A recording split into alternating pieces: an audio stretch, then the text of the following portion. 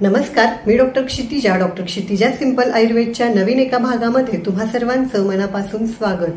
Calcium म्हटलं की फक्त दात आणि हाडांच्या मजबूतीसाठीच आवश्यक आहे असा आपल्यापैकी बऱ्याच जणांचा समज असतो, पण असं अजिबातच नाहीये। तर आपल्या पूर्ण शरीराचं कार्य व्यवस्थितपणे पार पाडण्यासाठी, प्रत्येक अवयवाला रक्तपुरवठा व्यवस्थित होण्यासाठी, हृदय, मेंदू, मसल्सचं कार्य सुरळीतपणे चालण्यासाठी, कोलेस्टेरॉल, बीपीच्या लेवल मेंटेन करण्यासाठी, केसांसाठी आपल्या रक्तातील कॅल्शियमचं जे प्रमाण आहे ते योग्य असणं खूप आवश्यक आहे। आणि आपली जी हाडं आहेत ती मेनली कॅल्शियम पासून बनलेली असतात आणि जेव्हा रक्तातील कॅल्शियमचं प्रमाण कमी होतं तेव्हा वरील सर्व कार्य जी आहेत ती व्यवस्थितपणे पार पाडण्यासाठी आपलं शरीरच आपसुकपणे हाडांमधलं जे कॅल्शियम आहे ते रक्तामध्ये शोषून घेतं।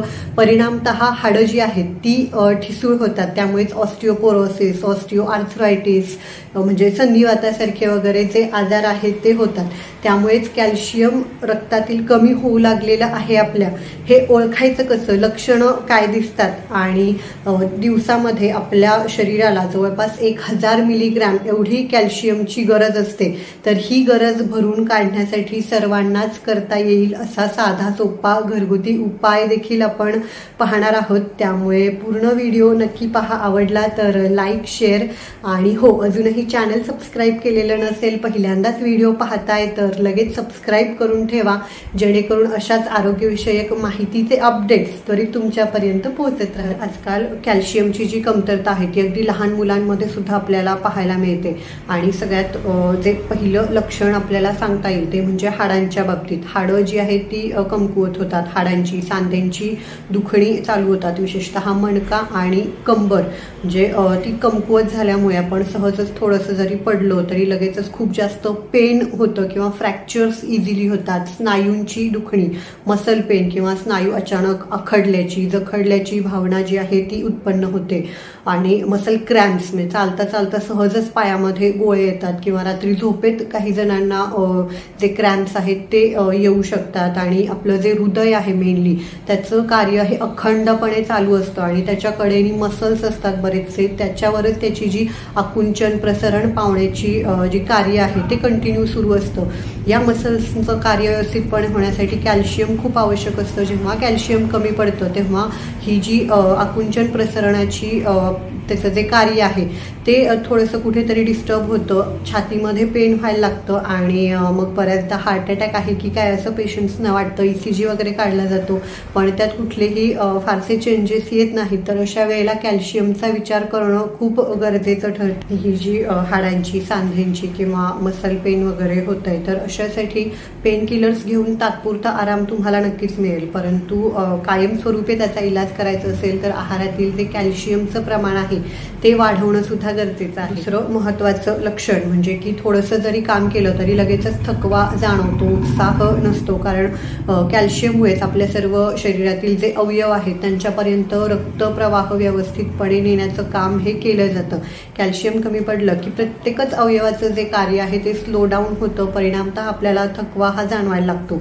तिसरं महत्त्वाचं लक्षण जे की आपण सहज ऑब्झर्व करू शकतो ते म्हणजे की नखं वाढत नाहीत तुमची किंवा वाढली तरी लगेचच ती तुटतात। ब्रिटल नेल्स असं ज्याला म्हणतात की त्याला चिरा पडतात, निस्तेज असतात, त्वचा सुद्धा कोरडी निस्तेज होते, केसांचा ड्रायनेस, केस गळतात, तुटतात, त्यांची वाढ पण व्यवस्थितपणे होत नाही। महत्त्वाचे लक्षण म्हणजे की दातांच्या बाबतीत आपल्याला पाहायला मिळतं, दातांमध्ये अचानक पिवळेपणा येतो किंवा दातांचं दुखणं किंवा सारखं दातांना कीड लागते, एका दाताचं झालं की दुसऱ्या दाताचं असं सुरू असतं, सेन्सिटिव्हिटी वाढते, थंड गरम असं काहीच सहन होत नाही, दात हलतात किंवा पडायला लागतात। तर यावेळेला देखील कॅल्शियमची जी कमतरता आहे ती भरून काढणं गरजेचं आहे। महत्त्वाचं म्हणजे की मेंदूचं कार्य देखील व्यवस्थितपणे चालण्यासाठी कॅल्शियम आवश्यक असतं। त्यामुळे जर का कॅल्शियम कमी पडलं तर आपल्या नर्वस सिस्टीमशी रिलेटेड बरेचसे सिम्पटम्स म्हणजे विसराळूपणा वाढणं किंवा चिडचिड होणं, चक्कर येणं, अचानक भीती वाटणं किंवा शांत झोप लागत नाही, तसंच मेंदूकडून, आपल्या हृदयाकडून जो रक्तपुरवठा आहे तो सर्व अवयवांना पोहोचवला जातो। कॅल्शियम जेव्हा कमी पडतं तेव्हा ज्या एक्स्ट्रीमिटीज आहेत म्हणजे आपले हात असतील, पाय असतील, तर इथपर्यंत शेवटच्या टोकापर्यंत रक्तप्रवाह जो आहे तो व्यवस्थितपणे पोहोचत नाही।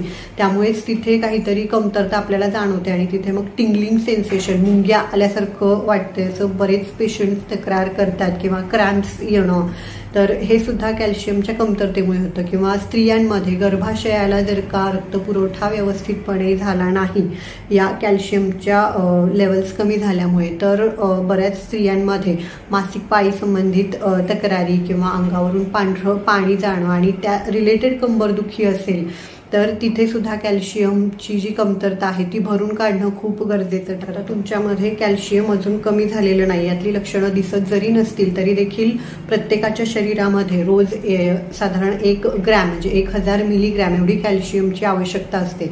तर ही भरून काढण्यासाठी अगदी लहानांपासून वयस्कर व्यक्ती सर्वांनाच करता येईल असा साधा सोपा घरगुती उपाय म्हणजे खारीक, 2 ते 4 खारीक, काळी खारीक वापरली तर उत्तम।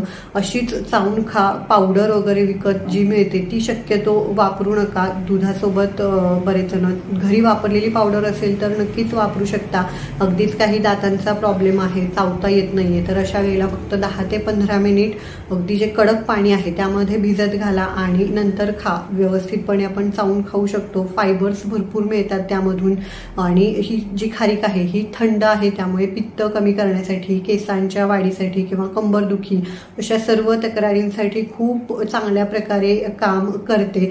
आणि त्यासोबतच दुपारच्या जेवणा अगोदर साधारण अर्धाभर तास किंवा 1 तास म्हणजे 11च्या आसपास एवढा एक जो खोबऱ्याचा तुकडा असतो रोज कंपल्सरी, म्हणजे तुम्ही कधी ओलं खोबरं कधी सुकं खोबरं असं घेऊ शकता आणि त्यासोबत एक गुळाचा खडा हे जरूर घ्यायचं आहे। आणि त्यासोबतच अजून इतर कोणते आपल्या रोजच्या आहारातील 10 असे पदार्थ आहेत की ज्यामध्ये कॅल्शियम भरपूर असतं, याचा देखील मी व्हिडिओ आधीच बनवलेला आहे, त्याची लिंक मी खाली डिस्क्रिप्शन बॉक्समध्ये देईनच, तो देखील एकदा नक्की पहा।